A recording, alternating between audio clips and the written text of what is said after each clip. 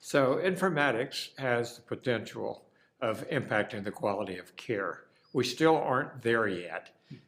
Part of the reason we're not there is we still are constrained by what it is, what exists, the use of it, and really the full potential of informatics has not been realized, but it's growing uh, and the technology has increased significantly and the application of informatics has increased, but we still are not quite at realizing the full potential. So part of the problem with informatics, I think, is the fact that it is huge. It covers almost everything.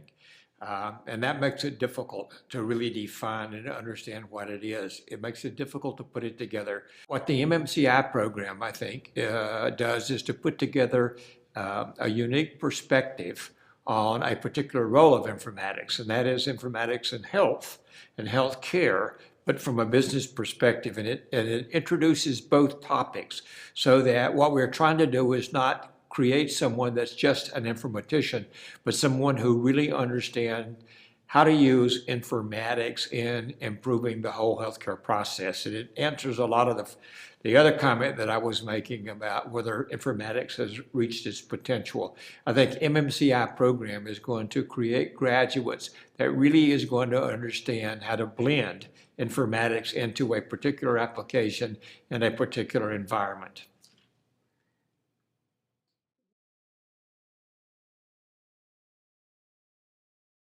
I think that we're on the verge of really finally realizing the full potential of the use of informatics in healthcare. Big data is one of the things that has the attention now. And the significance of big data is really looking at outcomes. We can look at a huge number of people and find out how are the symptoms they show, how they react to different types of treatment, and understanding of the data from huge numbers of people will increase knowledge.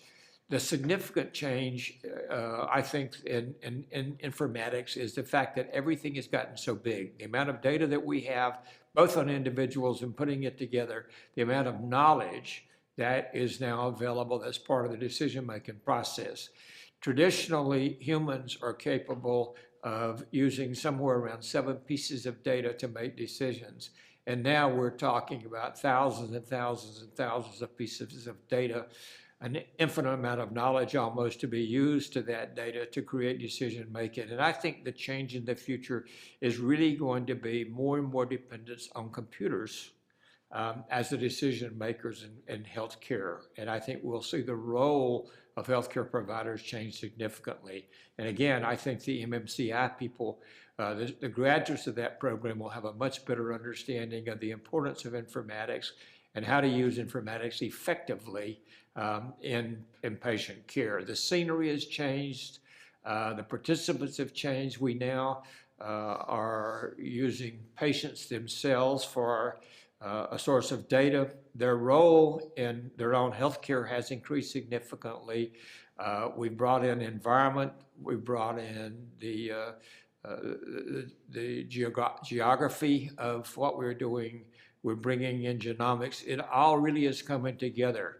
And again, we haven't effectively put all of this together. And again, I think the mixture of the students in the MMCI program coming from all of these different domains and different areas are integrated together and really are sharing and understanding that a single individual is too much to really know. And so it's the teams that we're creating, and I think the MMCI environment, particularly with the practicums, encourage this cooperative relationship to solve problems.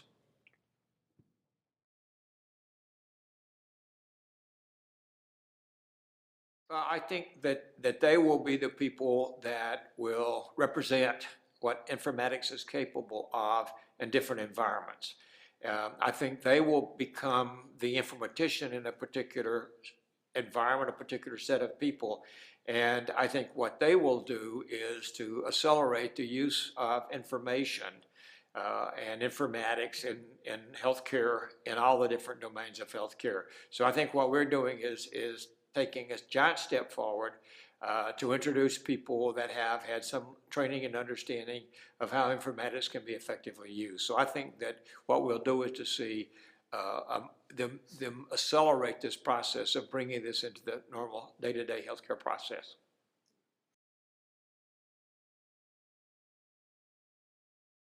It's interesting that my career has really embraced the growth of informatics. We are having conversations now among the academia in informatics that sort of recognize the fact that informatics really started in healthcare about 65 years ago, and that's about the length of time that I've been within this field.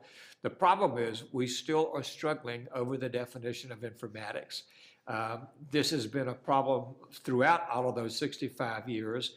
The scenery keeps changing, the technology keeps changing, and my response to that is it may not be that important to be able to have a definition for informatics that everybody understands. What we really need to do is there are very few things that doesn't include and embrace informatics. And I think that's where the progress needs to be made of recognizing the fact that probably it's too much for one person to really know and do. And I think the MMCi program does provide that level of introduction.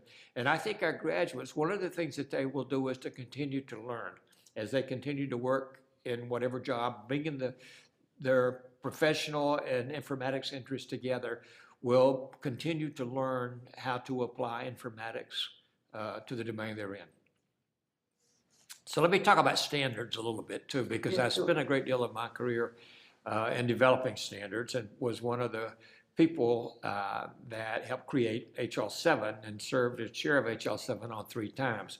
But Duke itself played a very important role in the evolution of the standards that HL7 created. There are a number of Duke people that were involved almost from the beginning. In fact, the first website for HL7 was housed at Duke. And a person named Al Stong was responsible for that. And not only did we address standards, we really created a resource for informatics. And whenever we decided to move that website from Duke to HL7, as HL7 grew, we had an awful lot of people that were unhappy at what was lost in Duke's taking down that website. There was something that created a single sign-on that was able to link systems together, and the fundamental work on that was done at Duke as well. So Duke has really created, and even now with the domain analysis models that are being created and vocabulary and data elements that are being created from Duke, we still are making direct contributions as well as leaderships and governance to HL7. But standards are important now. Again, because we are bringing other areas together into the healthcare process, as well as hooking together for big data, all the different sites of healthcare.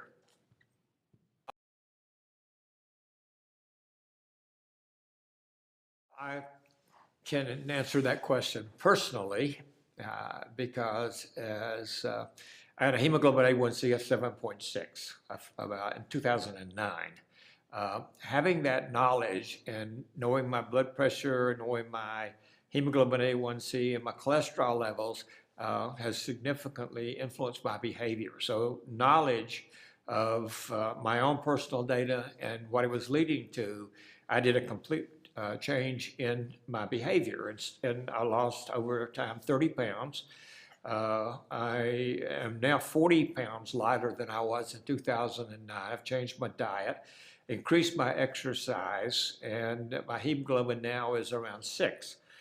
And so I think that increasingly now access to knowledge, for one, understanding the consequences of behavior, for 2, 3, understanding earlier which direction I'm going with the ability of changing that is very important.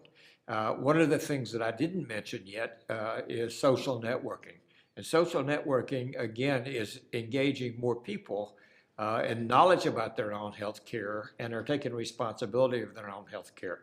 And techniques of social networking are doing things like getting people to stop smoking, for example, of changing diet and behavior. So there's no question in my mind and if you think about the personal communications with smartphones and things of that nature, clearly is having an impact on behavior.